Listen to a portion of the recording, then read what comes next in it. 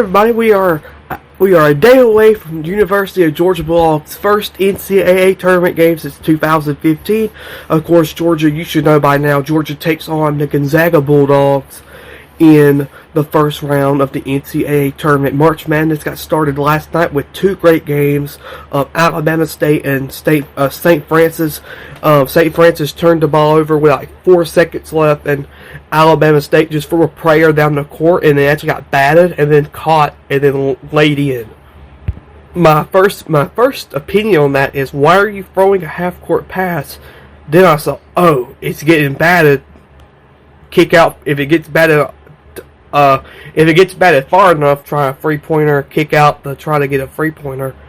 And then, before you know it, there's a guy right there who literally, Georgia fans will get PTSD from this. I literally used the example, Josh Harvey Clemens, 2013 Auburn. I mean, it literally just hit him, and then it fell into somebody's hands. It hit somebody and fell right into his hands, and then he laid it up for the win. And then the second game was North Carolina and San Diego State. North Carolina rolled, so the North Carolina shouldn't have been in crowd. They obviously proved them wrong. But let's talk about something else real quick. You turn it on CBS Sports, you turn it on ESPN, Barstool Sports, you know, your sports outlet. And everybody's talking about they can't wait for Gonzaga in Houston. They can't wait for Gonzaga in Houston. It's like this game has already been played. So I have offense to that. I have offense to that. The national media is not even giving Georgia any credit in this game at all. Not even. It must be over. It must be already been played, because apparently they've been lost. It's already going to be Georgia and Gonzaga and Houston. If I'm Georgia, reading and looking at some of this and listening to some of this crap they're saying, motivation. I mean, they're straight up saying Georgia don't have a chance. And somebody just read me the spread. Gonzaga is 7-point favorites. So obviously Vegas doesn't think Georgia can win either. Now, actually, if you want to be honest, losing to 7 would not be that bad, but I don't think Georgia's losing by 7. I think Georgia's winning this game. So I don't understand where this is coming from. All this is coming from Gonzaga and Houston in the first round. No, I don't understand at all where that's come from. You have to play the games. This University of Georgia team will not be scared of brand bias. That's something that scares a lot of people, apparently. You know, you hear you have to play Duke, or you have to play North Carolina, or a team like that. You get scared out your pants. I can tell you something. Mercer wasn't scared when they went to go beat Duke in 2015. Georgia State wasn't scared when they beat Baylor. FDU wasn't scared of Purdue. You know, I go, Mississippi State won't be scared of Duke. I actually have Mississippi State winning that game. So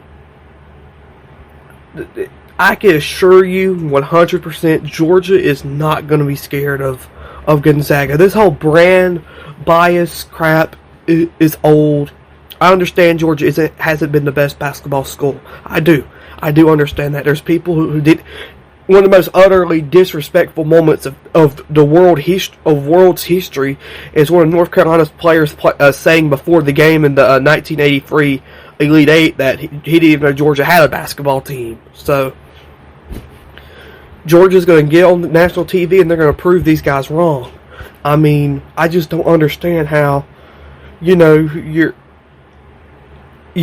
reading these matchups and you have Akron over somebody, and then apparently Georgia can't beat Duke. I mean, Georgia can't beat Gonzaga.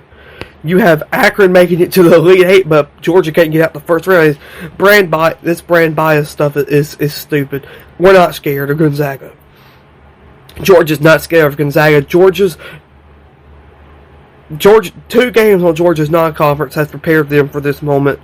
Of course, being St. John's and Grand Canyon. But Georgia's entire conference play has prepared them for this moment. Georgia's conference schedule is tougher than just 1 or 2 games Gonzaga plays, if we're being honest. So I am not a big fan of people saying that.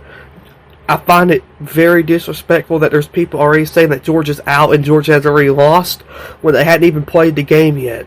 Now, I'm proud for this team for making the NCAA tournament for the first time since 2015. First tournament appearance of my lifetime I'll ever get to see Georgia play a tournament game.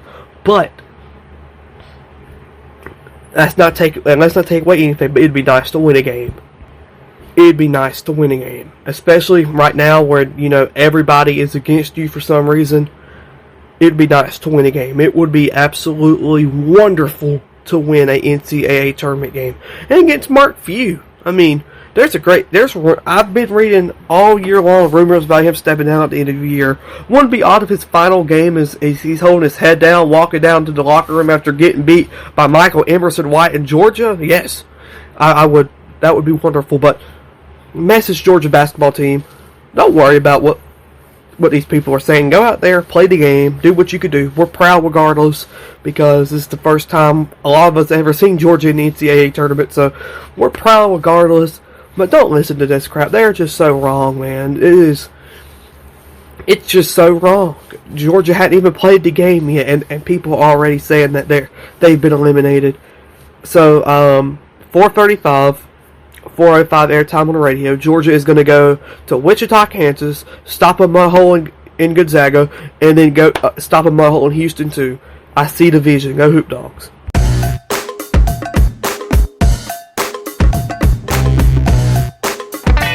Dogs do the improbable, the unthinkable, the unbelievable. They beat Arkansas and go wire to wire to win the SEC tournament.